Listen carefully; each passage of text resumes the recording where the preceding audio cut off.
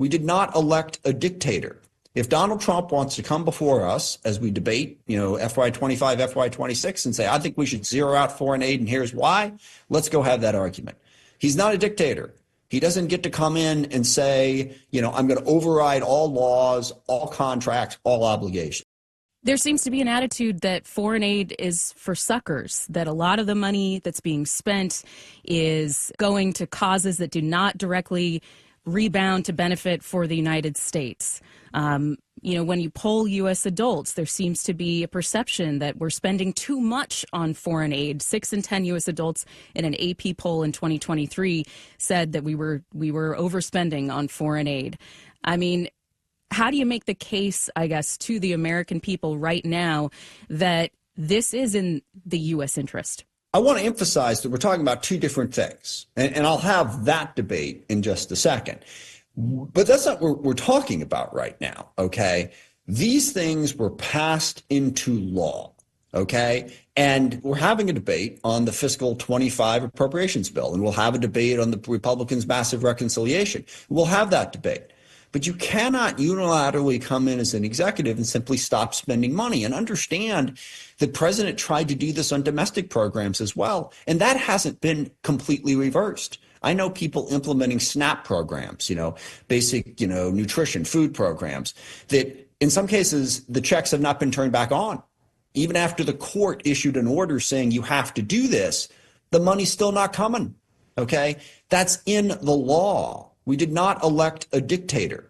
If Donald Trump wants to come before us as we debate, FY25, FY26 and say, I think we should zero out foreign aid and here's why, let's go have that argument. He's not a dictator.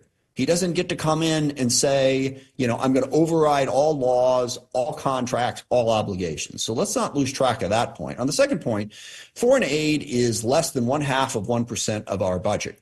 Okay. It is part of how we build relations and help people in the world. I always make 4 basic arguments for foreign aid. If you want to go on the selfish side, okay, it helps keep the peace. Because if people are starving, there is greater instability and a more likelihood of war. Number 2, it helps protect public health. As we know, because of COVID, diseases that start in one place can very quickly spread.